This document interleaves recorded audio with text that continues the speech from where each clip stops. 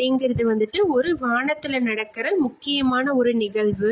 இப்போ வரக்கூடிய சூரிய கிரகணம் எந்த தேதியில் வருது அப்படின்னு பார்த்தீங்கன்னா February 17 செவ்வாய்க்கிழமை அமாவாசை நாளன்று பிற்பகல் 3:26 தொடங்கி மாலை 7:57 வரை வந்துட்டு இந்த சூரிய கிரகணமானது நிகழும். இந்த டைமிங் மட்டும் வந்துட்டு கொஞ்சம் டவுட்டாக இருக்குது. இந்த பிற்பகலில் தான் வந்துட்டு வரும் அப்படின்னு வந்துட்டு சொல்லியிருக்காங்க. மார்னிங் டைமில் வருமா இல்லை வந்துட்டு பிற்பகல் அதாவது மதியம் நேரத்தில் வருமா அப்படின்னு வந்துட்டு நான் அப்புறமா வர வீடியோஸில் வந்துட்டு அப்டேட் பண்ணுறேன். கரெக்டான டைமிங் மேக்ஸிமம் கரெக்டான டைமிங் வந்துட்டு பிற்பகலில் தான் ஸ்டார்ட் ஆகும். நான் சொல்கிற டைமிங்கில் தான் வரும் அப்படின்னு நினைக்கிறேன். பிற்பகல்னா மதிய நேரம் February 17 3:30 மணிக்கு தொடங்கி இரவு 7:57 வரை வந்துட்டு இந்த சூரிய கிரகணம் நிகழும். மொத்தம் 4.5 மணி நேரம் வந்துட்டு இந்த சூரிய கிரகணமானது நிகழும். கிரகணம் நிகழும் பொழுது கர்ப்பிணி பெண்கள், வயதானவர்கள், குழந்தைகள், நோயாளிகள் எல்லாருமே வந்துட்டு கொஞ்சம் பாதுகாப்பாக இருக்கணும். முக்கியமாக வந்துட்டு கர்ப்பிணி பெண்கள் பாதுகாப்பாக இருக்கணும். ஏன் அப்படின்னா கிரகணம் நேரத்தப்போ வந்துட்டு நெகட்டிவ் எனர்ஜி, கதிர்வீச்சோட தாக்கம் இதெல்லாம் வந்துட்டு அதிகமாக இருக்கும்.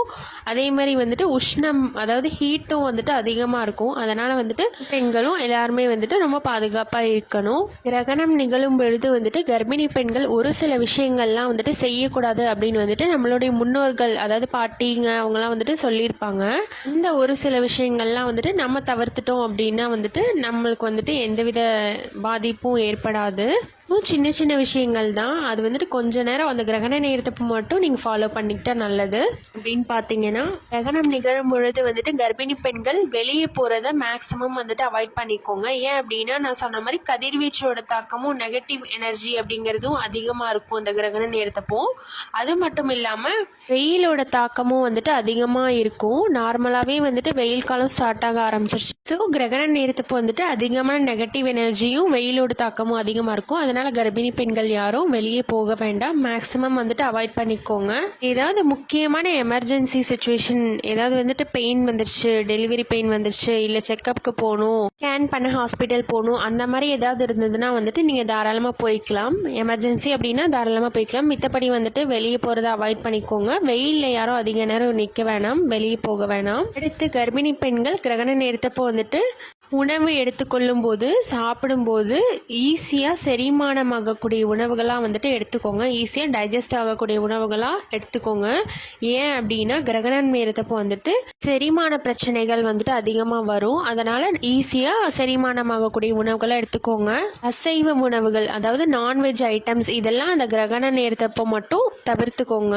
ஏன் அப்படின்னா நான் சொன்ன மாதிரி செரிமானமாகாது. அதுக்கப்புறம் எண்ணெயில் பொரிச்ச உணவுகள், பரோட்டா, சப்பாத்தி இந்த மாதிரி ஜீரணமாகாமல் இருக்க உணவுகள்லாம் வந்துட்டு எடுத்துக்காதீங்க. ஈஸியாக ஜீரணமாகக்கூடிய உணவுகளாக தயிர் சாதம் அந்த மாதிரி வந்துட்டு லைட்டான ஃபுட்ஸாக வந்துட்டு எடுத்துக்கோங்க. அப்போ உங்களுக்கு சீக்கிரமாக ஜீரணமாயிரும். இது கர்ப்பிணி பெண்கள் என்ன செய்யக்கூடாது அப்படின்னு பார்த்தீங்கன்னா கிரகண நேரத்தப்போ ஹெவியான ஒர்க் அதாவது ரொம்ப ஸ்ட்ரெயின் பண்ணி ஒர்க் பண்ணுறது இதெல்லாம் வந்துட்டு பண்ணாதீங்க. இந்த கிரகணம் டைமில் மட்டும் நார்மலாகவே வந்துட்டு கர்ப்பிணி பெண்கள் வெயிட்டு தூக்கிறது, ஸ்ட்ரெயின் பண்ணி வேலை செய்வீங்க, உங்களால் முடியாது அப்படிங்கிற விஷயத்த வந்து செய்வீங்க.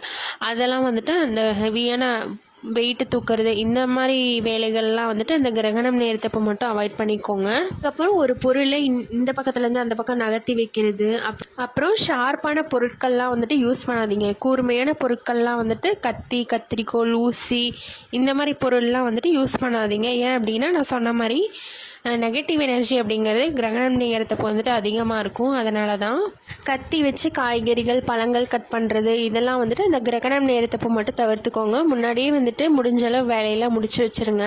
அப்புறம் சிசர் வச்சு பேப்பர் கட் பண்ணுறது இதெல்லாம் வந்துட்டு செய்யாதீங்க. அதுக்கப்புறம் கிரகணம் நேரத்தப்போ வந்துட்டு எலக்ட்ரானிக் டிவைஸ் எல்லாம் விட்டு வந்துட்டு கொஞ்சம் தள்ளியே இருங்க. மொபைல் ஃபோன், டிவி, அப்புறம் வந்துட்டு லேப்டாப்பில் ஒர்க் பண்ணுறது இதெல்லாம் வந்துட்டு இந்த கிரகணம் டைமிங்கில் மட்டும்தான் 4 மணி நேரம். அதுக்கப்புறம் வந்துட்டு நீங்கள் என்ன வேணால் செஞ்சுக்கலாம், நார்மலாகவே இருந்துக்கலாம். அப்புறம் சூரிய கிரகணத்தை வந்துட்டு வெறும் கண்களால் வந்துட்டு யாரும் பார்க்காதீங்க.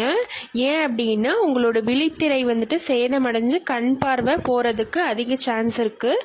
அதனால் யாரும் வந்துட்டு சூரியனை வந்துட்டு வெறும் கண்களால் அந்த கிரகணம் டைமில் வந்துட்டு பார்க்காதீங்க. சூரிய கிரகணம்னா வந்துட்டு என்ன அப்படிங்கிறத பற்றி பார்த்துடலாம். சூரிய கிரகணம்னா சூரியன், பூமி, சந்திரன் இது மூன்றும் வந்துட்டு ஒரே நேர்கோட்டில் வரும்போது சூரியனோட ஒளியை வந்துட்டு சந்திரன் வந்துட்டு ஒரு பகுதியாக இல்லைன்னா பாதியாக இந்த முழுசாக அந்த மாதிரி மறைக்கிறது தான் வந்துட்டு சூரிய கிரகணம் அப்படிங்கிறோம்.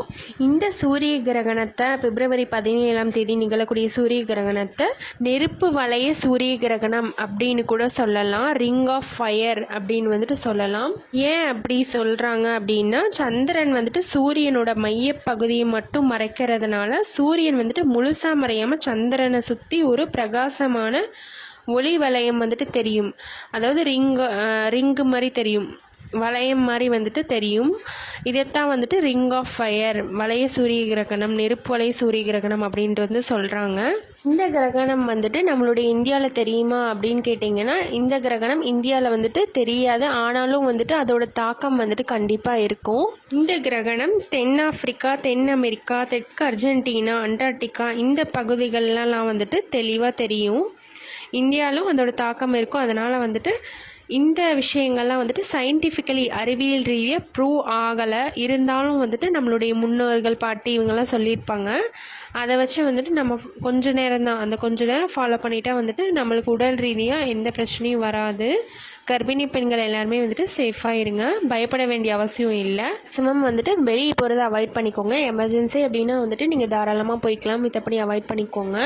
இந்த வீடியோ உங்களுக்கு யூஸ்ஃபுல்லாக இருந்திருக்கும்னு நினைக்கிறேன். நம்ம சேனலை இப்போ தான் ஃபஸ்ட் டைம் பார்க்குறீங்க அப்படின்னா மறக்காமல் சப்ஸ்கிரைப் பண்ணிவிட்டு பாருங்கள். அப்போ தான் நான் போடுற வீடியோஸ்லாம் உங்களுக்கு நோட்டிஃபிகேஷனில் வரும். ப்ரெக்னென்ட் லேடிஸ்க்காக நிறைய ப்ரெக்னென்சி வீடியோஸ்லாம் போட்டுட்ருக்கேன். அதே மாதிரி வந்துட்டு நியூ பேபிஸ், அப்புறம் நியூ மாம் கேர் இதெல்லாம் வந்துட்டு தொடர்ந்து வீடியோ வரும். மறக்காமல் சப்ஸ்கிரைப் பண்ணி வச்சுக்கோங்க. தேங்க்யூ. உங்களுக்கு ஏதாவது டவுட் இருந்துச்சுன்னா கீழே கமெண்ட் பாக்ஸில் கமெண்ட் பண்ணுங்கள். கண்டிப்பாக நான் ரிப்ளை பண்ணுவேன். தேங்க்யூ.